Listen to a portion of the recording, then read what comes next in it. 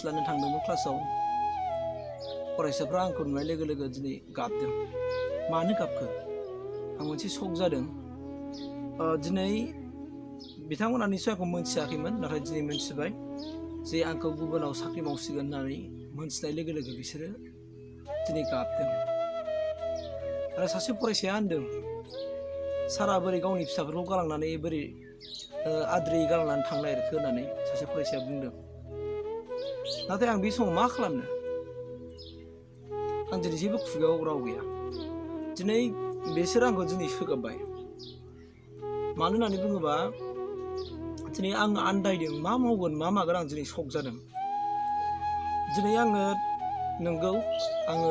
मोनसे जेनेबा आंनि जिउखौ दैदेननो हानाय मोनसे फिसा साख्रि मोनबाय दा बे हिसाबै समजों गोरोबनानै आङो मावनांगौ जानानै फैबाय दा बे बिथिङाव दिनै आङो सोरखौ नायगोन ना फरायसाफोरखौ नायगोन ना आंनि फेमिलिखौ नायगोन आं माखौ नायगोन आं जेबो राहा गैयै ओरैबायदि राहा गैयैयाव आं दिनै गोलैना दं आङो 2010निफ्राय 2022 आजिलि आङो 22 बोसोर आं सासे गंसे प्राइभेट स्कुलावहाय कुसगाव इउ एन एकाडेमियाव आङो मावबाय बुंनो थाङोबा जे सानखालि कुसगाव इउ एन एकाडेमिया स्टार्ट जादोंमोन जागायजेनदोंमोन आं बै समनिफ्रायनो आङो बे इउ एन एकाडेमियाव आङो 12 बोसोर सासे प्राइभेट टिचार हिसाबै आङो गावखौ सेक्रिफाइस खालामबोबाय गावखौ बावसोमबोबाय दा बिनि गेजेराव दिनै आंनि नैबे देग्लाय 2023 बे बोसोरावहाय आंनि खाफाला एसे गेवफैबाय आरो आङो दिनै गेदेरबाबो फिसाबाबो मोनसे साख्रि मोनबाय दा बेनिखाय बे बाथ्राखौ दिनै मोननाय लोगो लोगो दिनै फरायसाफोरा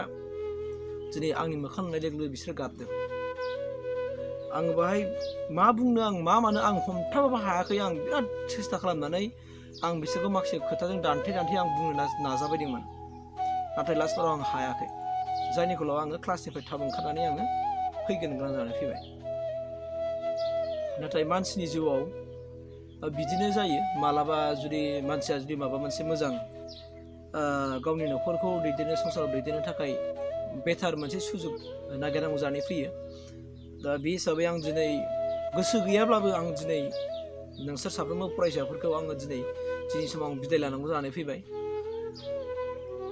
आं मिजिंथियै आरो आं इसोराव आङो आरज गाबगोन जे नोंसोर साफ्रोमबो फरायसाफोरनि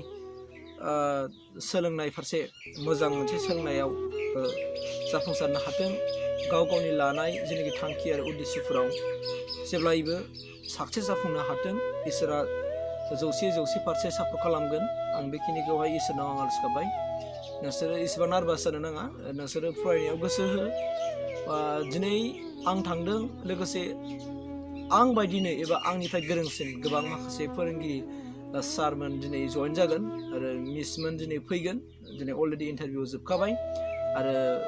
दिनै गाबोननिफ्राय फोरोंगिरि गोदानफ्रा जइन जासिगोन थाखोआव फैसिगोन